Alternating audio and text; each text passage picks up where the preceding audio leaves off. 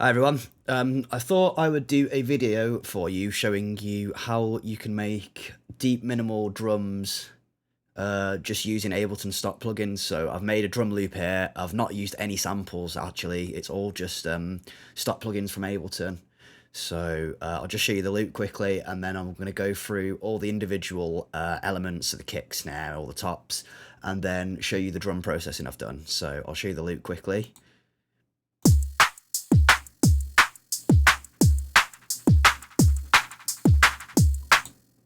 Yeah, so it's nothing spectacular, but I mean, I could definitely use that in a track. So yeah, I'll go through now, show you all the elements and how I've made them.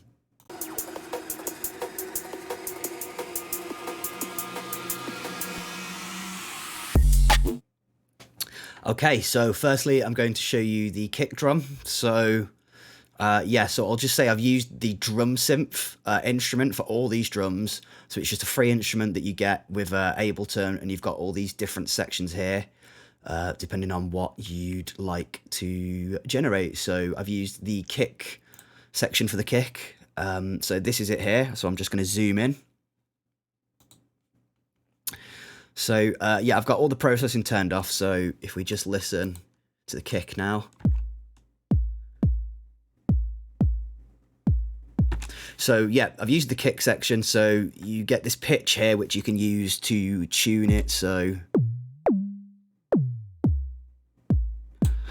I find that, so the pitch is the sort of, if you think about a kick drum in that it's a sine wave where the volume, the pitch changes really quickly. This pitch here is the pitch that it goes down to, so the end pitch. So around sort of 50-60 hertz is quite good, I think. You can increase it a bit more. The more you increase it, the more sort of not like a kick drum and a bit silly it sounds. So I tend to keep it around sort of 54.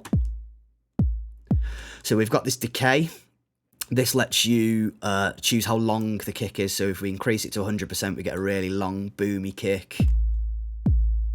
And if we take it down to 0, we just get a click. So around 40% I found was quite nice. This envelope here, so this is your pitch envelope that gives the kick its punch. So if we take this down to 0, we can hear it's just, and I take this click off. So we've got this click as well that we can add in. So I've just added that in just to give it a bit of tops information. I've added some in another way, so I'll show you that when I do the processing, but we'll just turn it off for now so you can hear what this envelope's doing a bit more. So if I just play it now with the envelope turned all the way down, it's just a sub sound basically. So the more we add it in, we get that pitch envelope that gives the kick its punch. Obviously the more we add it, the less it sounds like a kick drum. So again, around 40% I found was like a nice amount of punch.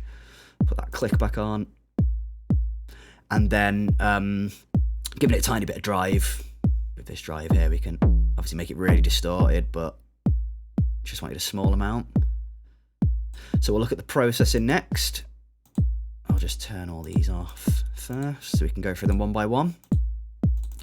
Firstly, we've got an EQ8, just doing a bit of a duck at about 250 hertz, just to get rid of some of the boxiness, boominess that you can get from kick drums sometimes. So next we have a compressor, just doing a little bit of compression, pretty slow attack, just a small amount really, just to give it a bit more punch. Nothing too major. So next is how I've added a bit of noise to it. So I've got an envelope follower here, which is yeah, basically follows the shape of whatever you put it on. So in this case it's a kick drum, so we can see the shape of the kick drum. And I'm just going to move this erosion here actually. So I've got an erosion next. So if you've not used erosion before, it's a great plugin for just adding noise. Stock plugin in Ableton. All of these are stock plugins as it says in the video. So I've just linked this envelope follower to this amount. So to link it, you just click on what you want to link it to. So I could link it to the frequency as well if I wanted, so it moves like that. but I've got it to the amount.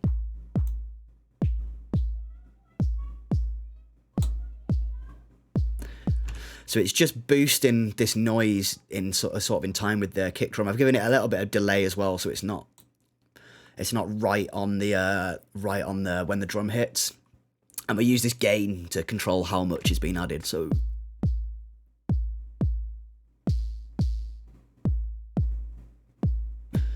just a small amount. And then I've done a vocoder. I've used a vocoder, which is in the reverb and resonance section.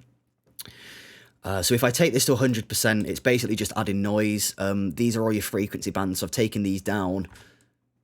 So this is the noise that's being added, so I'm just using the dry wet to mix the kick signal back in. So yeah, if I take these two off,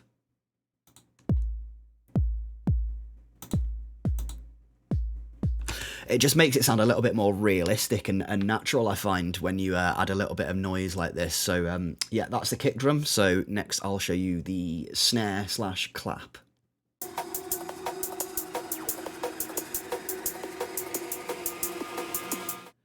Okay, so we'll do the snare next. So I've actually used the clap segment of the drum synth rather than the snare, because I wanted, yeah, a clap sort of snare sound. Usually sounds a bit better in this sort of minimal style that I was going for with these drums. So we'll just have a look. So yeah, we've got the clap here. So we've got this sloppiness. So the more I turn this up, if we listen to the snare, so we'll listen to the snare. I'll turn all these processing off. So it's just a clap sound. We've got the volume here, so we can make it as loud as we want. We've got this decay, which basically gives us a tail. So I've just taken this all the way down, just so it's a really tight sort of clap sound. This sloppiness, so the more we increase this, it's basically if you imagine a clap like that, it's just sort of separating, making it, yeah, just sloppy. So rather than having a tight sound, we've got these two sort of transients that are sort of mixed together. So I've taken that down to 0. This tuning, yeah, just you can yeah, just tune it up or down. So I've just tuned that by ear, just a sort of pitch that I'm quite happy with. So again, let's look through the processing now.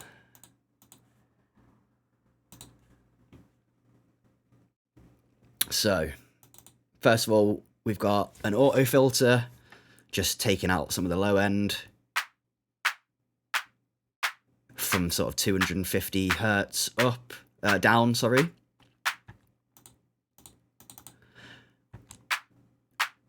We've got another EQ8, which is just doing the same thing again.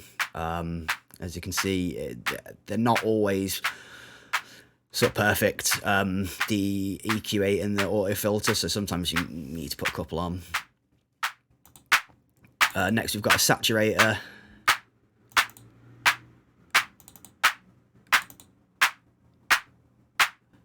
That's just, yeah, so it's doing about 5 decibels of drive, just using this medium curve type. I just played about with them and used which one I liked, and then I'm just taking the volume down a little bit to sort of gain match it a bit. And then the same technique I've done with the kick to add some noise, I've done with the snare. So I've got an envelope follower where I've given it a bit of delay because I wanted the noise to come in after the initial transient hit. So we can see it's again linked. If I turn this off,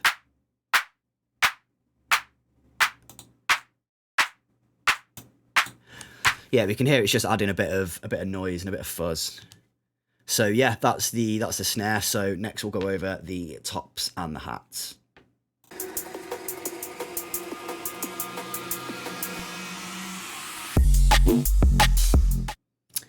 Right, okay, so the hats next. So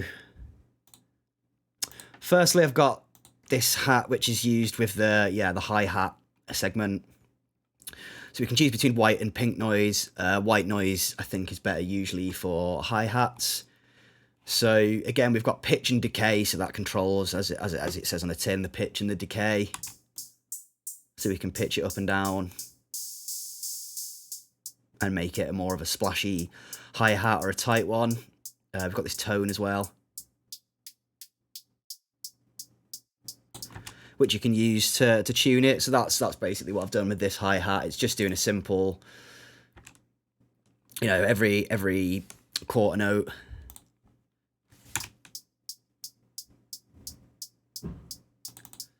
Yeah, and not much processing. In terms of processing, I've just got an EQ just to take out any low end, which there isn't really much. So this is just more of like a safety precaution.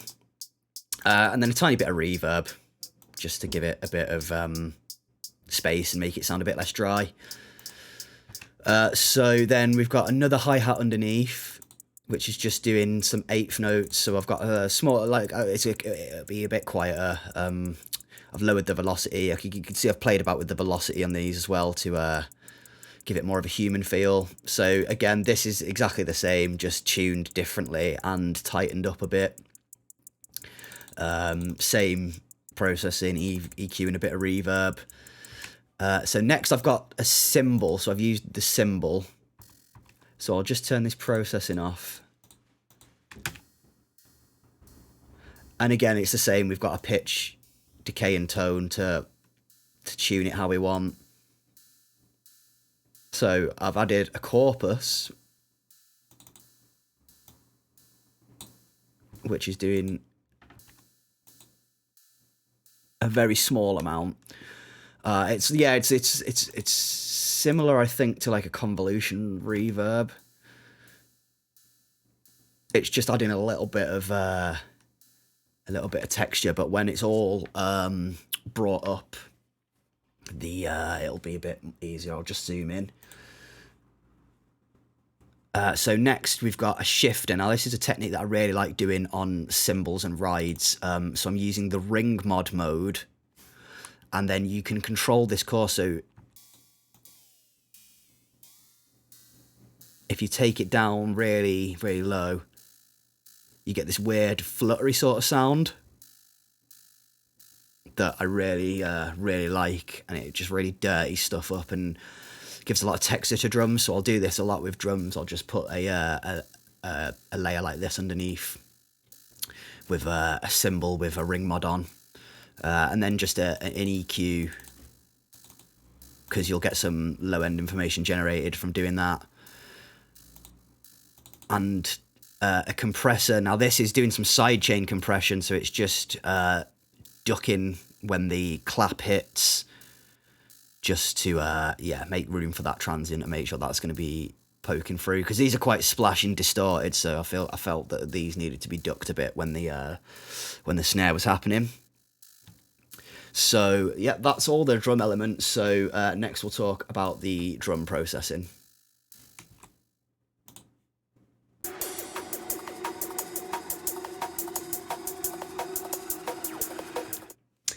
Right now, so I'll show you the drum processing. So it's going to look a little bit confusing at first. So I've used an audio effect rack. I've actually used two audio effect racks. So we'll go with this one first. So I'm using this chain mode to do some parallel processing. So let's turn all these off. Right, okay, so I'll turn all these different chains off so we can hear how it goes. How the sound builds up. So I'll just turn these off. So we've got our first main bus here. So we've got our main chain. Firstly, I've got an EQ just taking a little bit of low end out. This is just going to give us a bit more headroom for the bass to come through. Next, I've got an auto filter. So this is doing a... I'll just zoom in so you can see a bit better. I'll close that. So we've got an auto filter. It's just doing a high cut about 15k, and I've boosted the resonance a little bit. So it's just going to be taking out the super tops, but it's also going to be giving a bit of air. So if I take this off, So it's giving a little bit of brightness to it. It's going to tame those super high frequencies as well. So next we've got a saturator.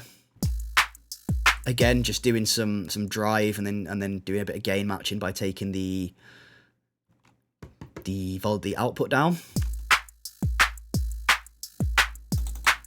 Next we have a glue compressor. So I've got the attack set very slow, release set very fast. So as it says, this is just going to glue stuff together, glue the drums together, make them sound a bit more like a cohesive drum loop rather than just a bunch of random samples or random drum sounds. So next I've got the Multiband Dynamics. So this is a little bit of a confusing plugin. I would recommend checking out another video on how to use it, because they'll be able to explain it a bit better. But essentially this is just because I'm using the below section rather than the above. And I've got these set to the ratio to below 1, so it's 1 to 0.62. So this is basically just doing downward compression on each of the different frequency parts. So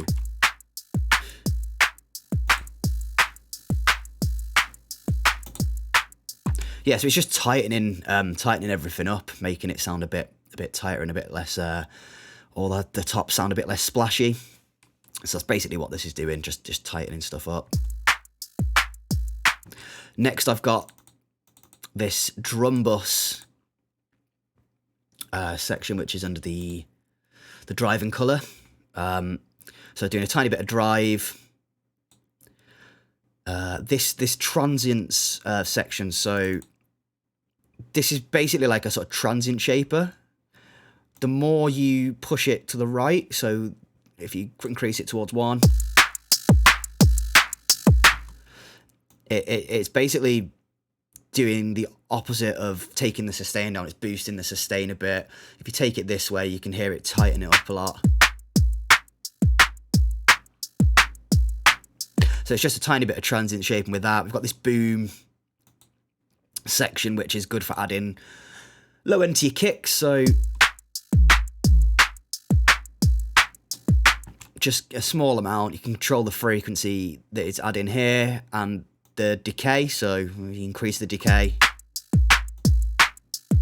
shorten it. It's a much shorter sort of booming, much sort of low end energy that's been added. So next I've got this dynamic tube, just doing a bit of saturation, bit of drive.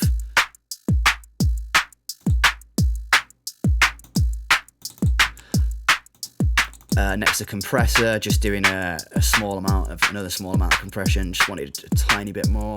So again with a slow attack and pretty fast release. So I've also used the sidechain mode. So I've set it to about 180 hertz. So that means that anything below 180 hertz isn't going to affect the compressor. So the kick's going to be less compressed than the rest of it, which is what I wanted. I didn't want a super compressed kick. So this is something that I find quite handy for compressing drums, is having this sidechain filter, the way you can just sidechain out different parts of the frequency spectrum that you don't want the compressor to be affected by. And next I've just got a limiter, doing a bit of limiting, so I'm boosting the gain. So this is just getting a bit of volume.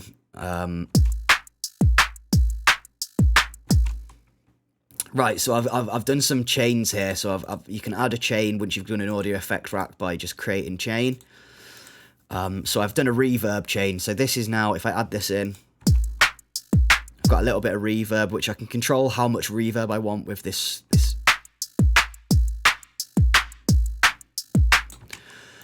So I've got some, this is the EQing I'm doing for the reverb. So basically I don't want any reverb on the kick or any of the low end. So I've just taken all that out with an EQ. Don't really want too much reverb on the super highs. So I've done a high cut at around 7.5K. And then, yeah, just a little bit of a dip about 1K, because that's where the sort of, the fundamental of the clap's been hitting around 1K if you look on a frequency analyzer. So I'm just doing a bit of a dip there just to make sure that that's giving a little bit of space for that transient to come through.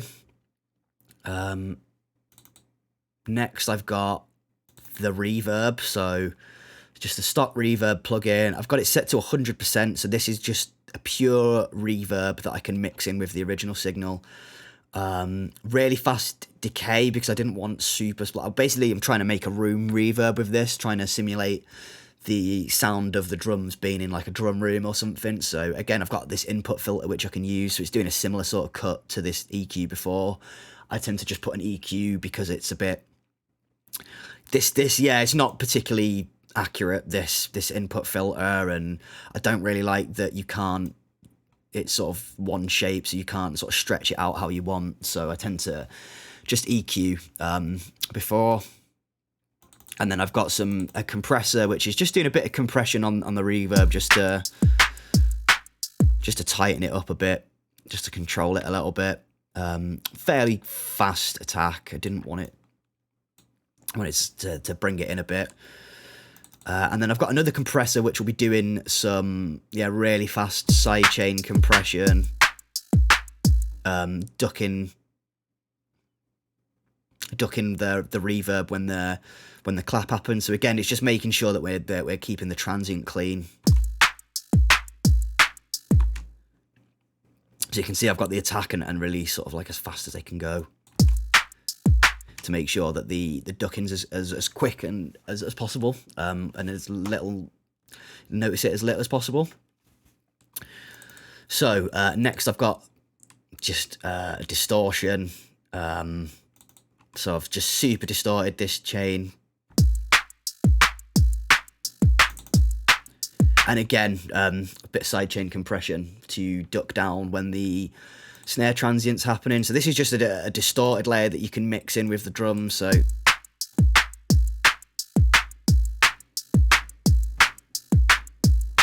helps if I turn it on. So you can hear it's adding a bit of fuzz the more you...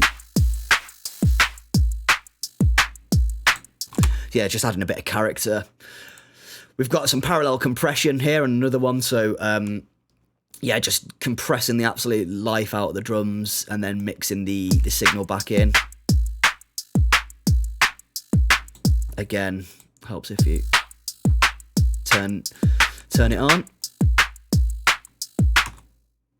And then next I've got this is a sort of effects chain that I've done. So I've got a delay set to really fast, so it's a really fast delay, and again some sidechain compression that's happening to make sure that this isn't interfering with the transient of the snare.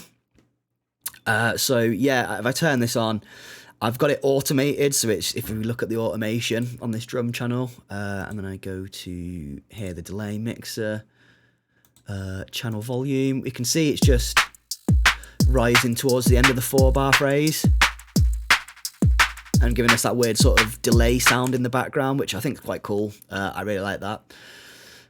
So yeah, that's basically it. And then these are all running on another audio effects rack. And I've just put a limiter at the end of that. So there's a limiter at the end of all of these. So all of these, making sure that it's not going over 0, because obviously we're stacking.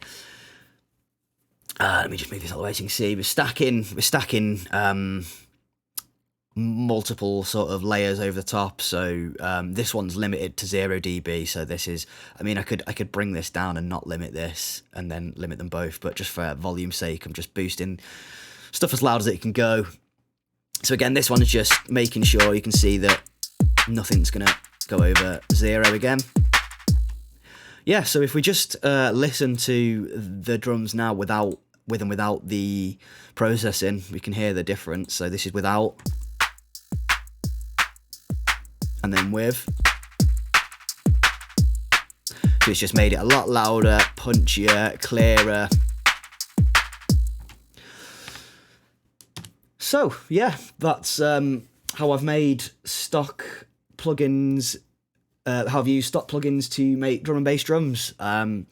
So if you are on my Patreon, I will be dropping this project file on there for you, so you can all, you know, save this audio effect rack if you want, or you can have a tweak about with stuff, use it as a sort of idea way to generate quick drums. So yeah, if you're not signed to my Patreon, now would be the time to do it, because there's lots of new stuff dropping on there as well.